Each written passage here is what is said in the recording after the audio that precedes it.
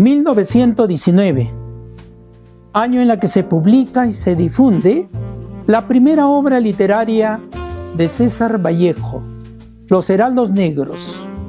En ella, Vallejo rompe los esquemas tradicionales de la prosa modernista, empleando figuras literarias poco usuales en aquella época, lo coloquial y lo popular. Las obras de Vallejo son estudiadas, analizadas, argumentadas, criticadas en las mejores facultades de las universidades del mundo. Es tal su alcance universal que literatos y poetas de la talla de Thomas Merton, norteamericano, dijo de él: es el poeta más grande que haya producido la humanidad después de Dante Alighieri. Y el italiano Martin Seymour es el más grande poeta del siglo XX en todos los idiomas. Y los españoles, que tanto lo admiran, lo ubican entre el segundo o tercer poeta más representativo de la lengua castellana, ubicándolo, como era de suponer, al lado de Antonio Machado, el referente de la poesía española. Permítanme intentar algunas reflexiones de esta primera obra de César Vallejo, porque en ella encontramos una actitud filosófica en los campos de antropología, sociología, psicología y espiritualidad del hombre. Vallejo nos da una visión del mundo fatalista, de la falta de esperanza, del sufrimiento universal y del sufrimiento en uno mismo, utilizando para ello las figuras literarias de la duda ante la fe, de la impotencia ante el agobio, la desesperación y el sufrimiento del hombre. Aquí quiero hacer un pequeño paréntesis, porque encuentro mucha similitud entre las ideas vallejianas y la concepción doctrinaria filosófica, el humanismo, cuyo máximo representante es el filósofo francés Jean-Paul Sartre, quien dijo, entre otras cosas, el hombre debe actuar sin esperanzas, porque él es el único responsable del destino de su vida. Fue el ateo más famoso del siglo XX, con su expresión: Dios no existe. Y al no existir Dios, como diría también Dostoyevsky, todo le es permitido al hombre. El hombre se hace a sí mismo. Pero volviendo a Los Heraldos Negros, yo quisiera compartir con todos ustedes lo que a mi juicio considero que son las ideas matrices principales de esta obra. La duda teológica, Dios, y la duda personal, el sufrimiento del hombre. Para entender la primera idea, extraje algunas expresiones contenidas en este libro. Frases como estas: yo nací un día en la que Dios estaba enfermo. Dios mío, si tú hubieses sido hombre, hoy supieras ser Dios. Golpes como la del odio de Dios son las caídas hondas de los Cristos del alma. Tú no tienes Marías que se van, pero la paradoja del destino o la circunstancia de la vida. Vallejo predijo su muerte. Moriré en París en aguacero, un día del cual yo tengo el recuerdo. Jueves será, porque hoy es jueves en que proso estos versos. Pero Vallejo no falleció un jueves, sino fue un viernes, 15 de abril de 1938. Un Viernes Santo en que el mundo cristiano recuerda la crucifixión y muerte de Jesús, que vino a redimirnos del pecado según las Escrituras. Para redondear las ideas, sería bueno traer a colación algunos pasajes de la biografía de Vallejo. Vallejo fue de una familia muy numerosa, 11 hermanos. Él fue el último en esa línea. Y por la línea paterna, su padre, don Francisco de Paula Vallejo, cuyo padre, abuelo de César, fue un misionero católico que vino a evangelizar a nuestras tierras y cuyos restos permanecen en nuestro país. Y por la línea materna, su madre, doña María de los Santos Mendoza Gorrionero, que había fallecido un año antes de la publicación de este primer texto, y cuyas reflexiones contenidas en este libro tienen mucho que ver con este hecho tan fatídico y tan doloroso para él. La madre de Vallejo se autoproclamaba como una cristiana católica. Solía decir que era una creyente confesa. Cuentan sus cronistas que solía levantar a todos sus hijos a las 6 de la mañana para que orasen y diesen gracias a Dios por todos los beneficios que recibían de su Creador. Ahora sí creo que ya entenderemos de dónde vienen estas expresiones que tiene de este personaje bíblico Dios en sus primeros escritos. Yo recuerdo que hace ya aproximadamente 3 décadas, a raíz del centenario del nacimiento de Vallejo, él nació un 16 de marzo de 1892, la Universidad Pontificia Católica de nuestro país, y de manera muy especial su Facultad de Letras, organizó un debate con relación a las convicciones religiosas de Vallejo. Y al final del mismo hubieron 3 posiciones. La primera, que sostienen que Vallejo fue ateo por la manera como escribía de Dios, a pesar de que Vallejo nunca confesó, ni oral ni escrito, sus convicciones religiosas. La segunda, de aquellos que sostienen que Vallejo fue agnóstico, es decir, que Vallejo no creía en Dios, pero no lo descartaba. Tanto es así que lo vemos dialogando con él en sus primeros escritos. Y la tercera, en la que yo humildemente también lo suscribo, de aquellos que sostienen que Vallejo fue un cristiano católico. Pero Vallejo no fue un católico común y corriente.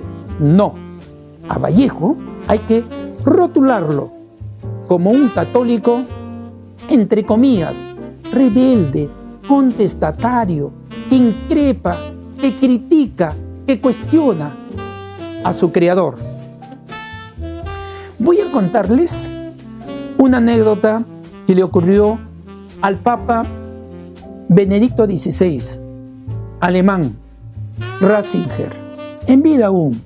En sus acostumbradas conferencias que solía dar, uno de sus participantes le preguntó: ¿dónde estaba Dios?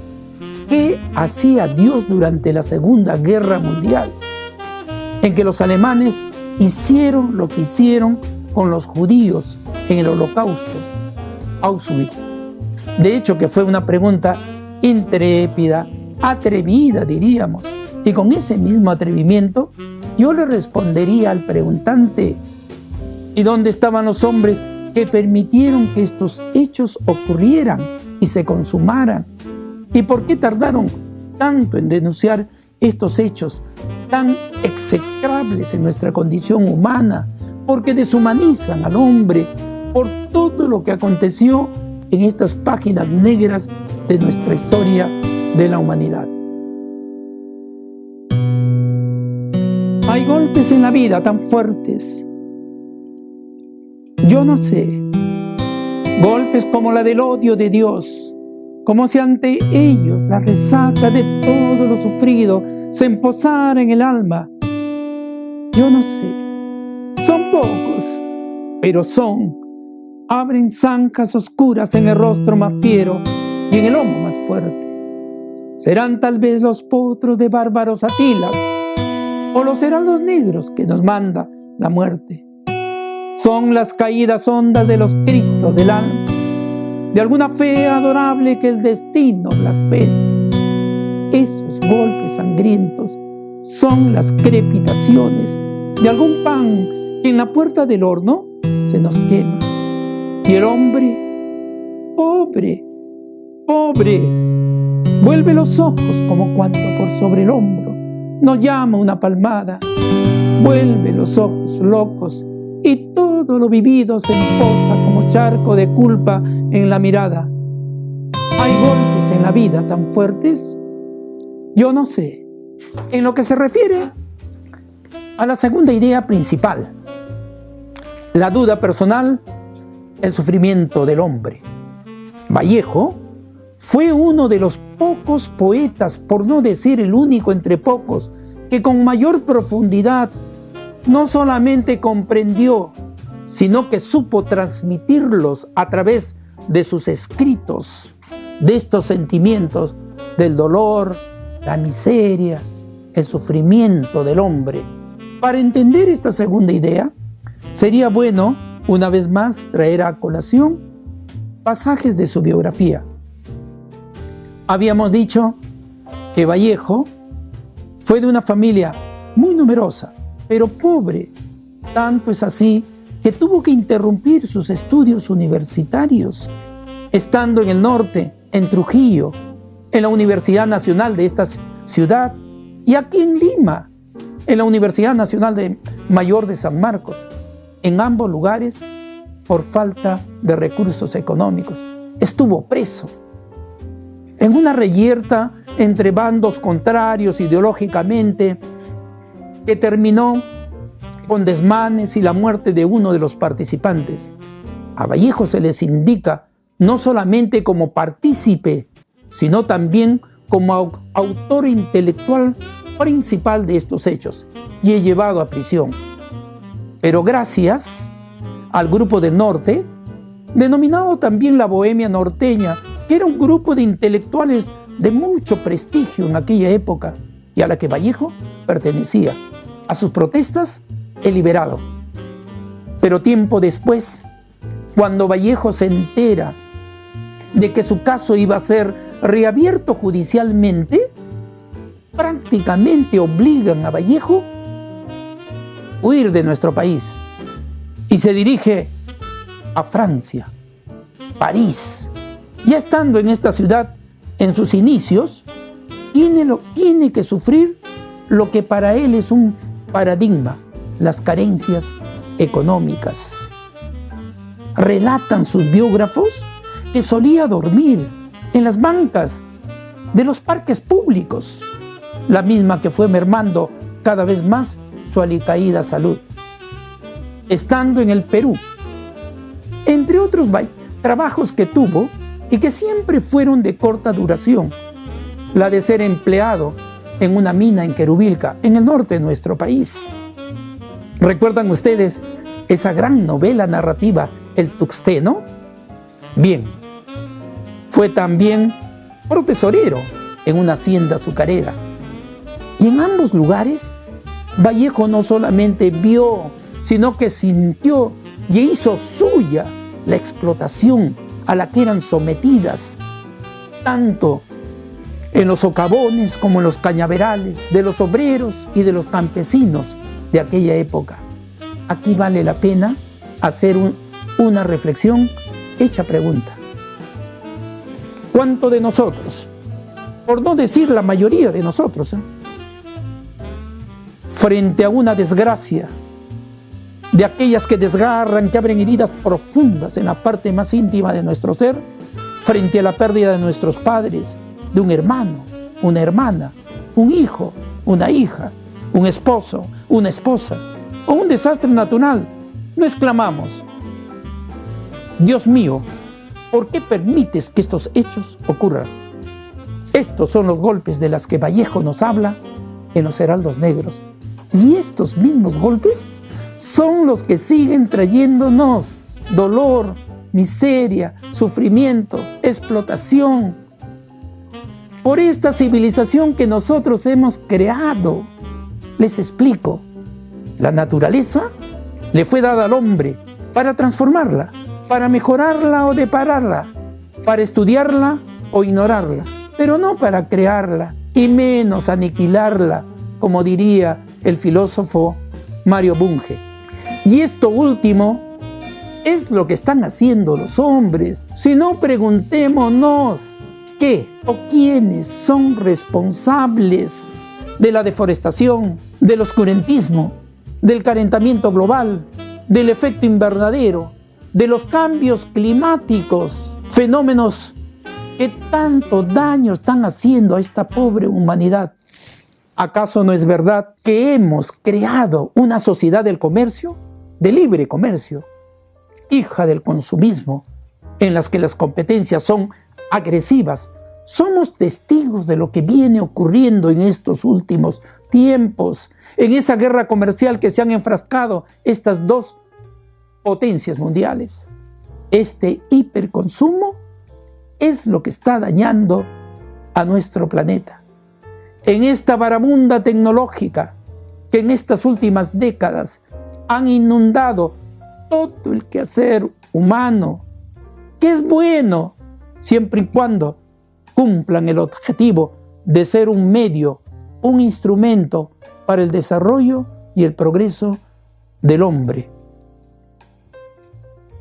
En este sistema político, económico, social, neoliberalismo que estamos viviendo y que tiene entre otros objetivos la de producir cada vez más para vender y consumir más. Hoy hablamos de la crisis del agua, hablamos también de la crisis frente a la agresión al ecosistema, al medio ambiente. Y una de las causas principales, por no decir la principal, es este modelo de civilización que nosotros mismos hemos creado. Y hoy urge como una necesidad básica, prioritaria, la de reestructurar, cambiar, modificar nuestro estilo de vida. Porque si no, estaremos preguntándonos, ¿es este el destino que acelerará la extinción de la especie humana? Revisemos el último documento emitido por la Organización de las Naciones Unidas en lo referente al medio ambiente, en la que han participado más de un centenar de científicos especialistas en la materia, que en su parte resolutiva terminan exclamando: esta humanidad no da más. Nuestra tosudez, por no decir estupidez, de la que hablaba Albert Einstein, y nuestra incomprensión humana, hace que no querramos vivir en equilibrio, en armonía con nuestra naturaleza. ¿De dónde procedemos? Somos el último eslabón en esta cadena ininterrumpida del proceso evolutivo que empezáramos hace millones de años y que continuamos hasta nuestros días. Todo lo que hagamos contra nuestra naturaleza de manera insostenible, lo estaremos haciendo contra nuestra propia existencia humana.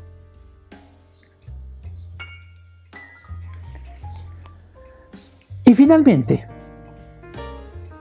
el hombre no gobierna hoy las fuerzas que nosotros mismos hemos desatado, sino que esas fuerzas que nosotros desatamos ayer gobiernan al hombre hoy. Y hoy, igual que ayer, tendremos que repetir una y otra vez lo que ya Vallejo nos dijera en los Heraldos Negros. Y el hombre, pobre, vuelve los ojos como cuando por sobre el hombro nos llama una palmada. Vuelve los ojos locos y todo lo vivido se empoza como charco de culpa en la mirada.